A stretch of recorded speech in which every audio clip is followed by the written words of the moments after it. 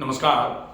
कभी भी आ सकता है हार्ट अटैक। इन लक्षणों को ना करें नजरअंदाज। कौन से वो लक्षण हैं जो ये बताते हैं कि आप रिस्क में आ गए हैं हार्ट की समस्याओं के लिए।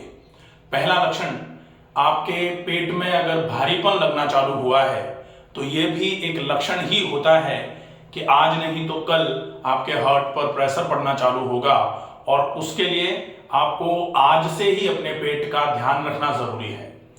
दूसरा, आप अगर सो रहे हैं और सोने में रात को बेचैनी से उठते हैं और आप देखते हैं कि आपके पलंग पर जहां आप लेटे हुए थे वहां गीला गीला सा लग रहा है, आपके कपड़े भीग जा रहे हैं, इतना पसीना अगर रात को आ रहा है तो ये मान लीजिए कि कहीं ना कहीं आपको बेचैनी हुई है। रात को आपके शरीर में ऑक्सीजन की सप्लाई या तो रुकी है या ब्लड सप्लाई कहीं रुकी है, जिसकी वजह से एकदम एक्सेसिव स्वेटिंग हुआ है। और अगर ऐसा कुछ हो रहा है तो ये मानिए कि ये लक्षण हार्ट के लिए नुकसानदायक हो सकता है। तीसरा होता है सीने में हमेशा भारीपन सा बना रहना, ऐसा लगना जैसे सीना हमेशा भारी भारी सा है। अगर ऐसा महसूस हो रहा है तो भी ये लक्षण एक संकेत होता है कि कहीं ना कहीं आपको अपने हार्ट का भी ख्याल रखने की आवश्यकता है। चौथा, चलने पर सांस तो सबकी फूलती है, लेकिन चलने पर इतनी सांस भरना चालू हो जाए कि आपकी दम उखड़ जाए। आपके चलने में सांस भरने के साथ साथ आपको सीने में तीखापन सा लगना चालू हो जाए, सीने में तीखा दर्द होना चालू हो जाए, या बाईं तरफ दर्द जो है वो ट्रेवल करते हुए बाएं हाथ की तरफ चलना चालू हो, तब ये सुनिश्चित कर लेना चाहिए कि कहीं ना कहीं हार्ट पर छोटी मोटी बीमारी की शुरुआत हो चुकी है। सामान्य तौर पर जो हार्ट के लिए टीएमटी कराया जाता है, जिसको ट्रेड मिल टेस्ट बोला जाता है, टीएमटी जो कराया जाता है, इसमें क्या होता है, आप ट्रेडमिल पर चलते हैं और उसके बाद कुछ समय के बाद आपको चेक किया जाता है कि कितनी देर में आपके वाइटल्स जो थे, जो आपकी पल्स रेट थी या जो आपकी हार्ट रेट थी, आपका पीपी था, ये कितनी देर में नॉर्मल आ रहा है। तो सामान्य तौर पर दौड़ने पर, चलने पर, तेज चलने पर, सीढ़ी चढ़ने पर पल्स बढ़ना, बीपी का बढ़ना या फिर हार्ट रेट का बढ़ना, ये सामान्य है, सबकी बढ़ती है। लेकिन बढ़ने के बाद सामान्य कितनी देर में हो जाती है, वो कितनी देर में अपने आप को हार्ट नॉर्मलाइज कर लेता है, ये देखा जाता है टीएमटी में। अगर आपका ट्रेडमिल टेस्ट जो है उसमें आपको जैसे इस्चीमिया हुआ तो वो कहीं इरिवर्सिबल इस्चीमिया, ऐसा तो नहीं है कि लॉन्ग ड्यूरेशन के लिए इस्चीमिया हो गया, लंबे समय तक के लिए शरीर के किसी भाग में खून नहीं पहुंच पा रहा है, ऐसी अगर स्थिति है तो फिर बोला जाता है टीएमटी आपका पॉजिटिव है। आपको थोड़ा सा ध्यान रखना चाहिए, कैसे भी करके हार्ट पर ब्लड सर्कुलेशन प्रॉपर तरीके से पहुंचे। ये जो हार्ट के चैम्बर्स रहते हैं इस तरीके से, ये चारों चैम्बर्स हैं, ये है आपका राइट एट्रियम, ये लेफ्ट एट्रियम, ये राइट वेंट्रिकल, ये लेफ्ट वेंट्रिकल। ये चारों चैम्बर्स पर अच्छी मात्रा में सप्लाई पहुंचती रहे, इसका भी विशेष ध्यान रखने की आवश्यकता होती है। अगर इन चैम्बर्स पर ब्लड सप्लाई प्रॉपर नहीं पहुंचेगी, क्योंकि ये तो बेचारे पूरे के पूरे शरीर को खून की सप्लाई देने का काम कर रहा है हार्ट, लेकिन अगर इसी पर सप्लाई नहीं मिलेगी तो फिर ये सप्लाई कैसे दे पाएगा, तो बहुत मुश्किल हो जाता है। और इस पर सप्लाई कहां से जाएगी, इस पर सप्लाई जाती है, ये जो एओर्टा आता है, इस एओर्टा में से ही यहां से दो आर्टरीज निकलती हैं जिनको कोरोनरी आर्टरी बोला जाता है, लेफ्ट कोरोनरी आर्टरी और राइट कोरोनरी आर्टरी।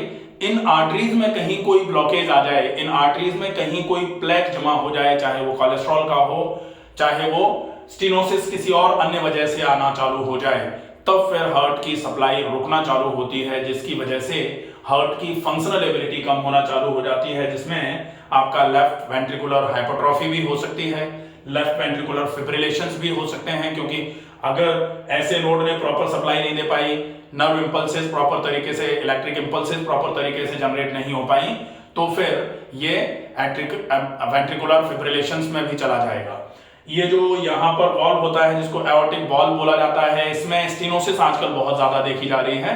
तो ये क्यों हो रहा है, क्योंकि हार्ट पर कहीं ना कहीं अनवांटेड प्लेक्स जमा हो रहे हैं। हार्ट की वेसल्स, जिनको कोरोनरी वेसल बोला जाता है, कोरोनरी आर्टरीज बोला जाता है, जो हार्ट पर सप्लाई दे रही हैं उनको, तो कोरोनरी आर्टरीज में कहीं कोई समस्या होती है तो बोला जाता है कोरोनरी आर्टरी डिजीज, CAD। और कोरोनरी आर्टरी डिजीज जो होती है उसको आपको सही अगर करना है तो आपको सबसे ज्यादा ध्यान रखना है कि आपके शरीर का कोलेस्ट्रॉल और ट्राइग्लिसराइड लेवल बहुत सही होना चाहिए, इनमें कहीं कोई गड़बड़ी नहीं आनी चाहिए। साथ में आपको अपने शुगर का भी ध्यान रखने की आवश्यकता है। शुगर अगर बिल्कुल ठीक बनी रहेगी तो आपका हार्ट भी लगभग सही तरीके से काम करता रहता है। शुगर अगर हो गई है तो फिर आपको हार्ट के लिए एक्स्ट्रा केयर करने की भी जरूरत पड़ेगी। ज्यादा मात्रा का ग्लूकोज जब खून में पूरे शरीर में घूमता है तो जो खून हार्ट पे आ रहा है उसमें भी ज्यादा मात्रा में ग्लूकोज ही है। तो ज्यादा मात्रा की ग्लूकोज की वैल्यू जो है वो आपके किसी भी सेल को खराब करना चालू करती है। Functional ability of any kind of cells जो है वो हाइपरग्लाइसेमिक कंडीशन जब होती है तो खराब होना चालू हो जाती है। उसमें आपको शुगर का बैलेंस करना भी बहुत ज्यादा जरूरी है। शुगर बिल्कुल ठीक रहनी चाहिए आपकी। अब हम देखते हैं कि और क्या लक्षण ऐसे होते हैं जो हार्ट के लिए बहुत ज्यादा प्रोमिनेंट होते हैं, जहां आपको ये बिल्कुल सोच लेना है कि भाई इन लक्षणों से तो भगवान ही बचाए, इन लक्षणों से जितना दूर रहेंगे उतना अच्छा है। ये आपके टखनों में अगर पेरिएंकुलर एडिमा आना चालू हो जाए, पेरिएंकुलर स्वेलिंग के साथ में आपको टखनों में दर्द होना चालू हो जाए तो वो भी एक लक्षण होता है कि आपके हार्ट पर जोर पड़ना चालू हुआ है।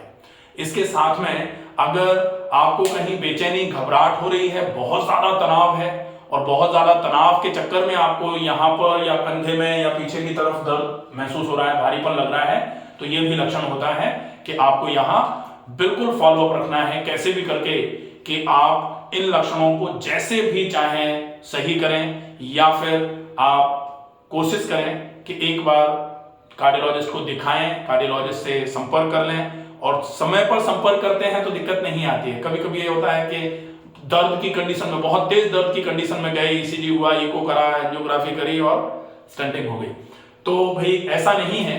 लेकिन हमें कहा जाता है ना, prevention is better than cure. Prevention की तरफ तो हमेशा ही ध्यान रखना चाहिए। और देखिए जो प्रॉब्लम्स हैं उनका या तो हम समाधान कर लें, और हम समाधान कर लें इसका मतलब है कि जो लक्षण ये हमने बताए, इन लक्षणों में कोई लक्षण अगर हमको नहीं आ रहा है तो अच्छी बात है। थोड़ा बहुत फील हो रहा है, हम उसको तुरंत की तुरंत सही कर लें तो ठीक है। लेकिन अगर हम सही नहीं कर पा रहे हैं तो हमें उनके पास जाना ही पड़ेगा या जाना ही चाहिए जो इसके एक्सपर्ट्स होते हैं। अब हालांकि एक्सपर्ट्स के लिए बहुत सारे ओपिनियन दिए जाते हैं, जो जैसा चल रहा है वैसा है, लेकिन कोशिश ये करिए कि आप कहीं ऐसी जगह पर जहां इन सब चीजों को प्रॉपर तरीके से डायग्नोस किया जाए, आपको समय रहते सारी चीजें समझा दी जाएं कि आपको ये फॉलोअप करना है, और आप वो फॉलोअप करेंगे तो आपको डेफिनेटली आराम होना चालू हो जाएगा। सिंपल सा फॉलोअप जो कोई भी कर सकता है, ज्यादा मात्रा में पानी पिएं, खाने में मोटे आटे की रोटी खाएं, खाने को बहुत चबा के खाएं, कोशिश करिए ज्यादा से ज्यादा टहलें, ज्यादा से ज्यादा प्राणायाम करें, सवेरे जल्दी जग जाएं और रात को जल्दी सो जाएं। सोने के पहले नाक में घी डालें, गुनगुने पानी में पैर डालें। ये सिंपल रूटीन है, इसको आप इजीली फॉलो कर सकते हैं, कोई दिक्कत नहीं है। अगर वीडियो आपको ऐसा लगे कि ये लोगों के लिए मददगार होगा तो आप इस वीडियो को ज्यादा से ज्यादा शेयर करिए, ज्यादा से ज्यादा लोगों तक पहुंचाइए। नमस्कार, स्वस्थ रहें,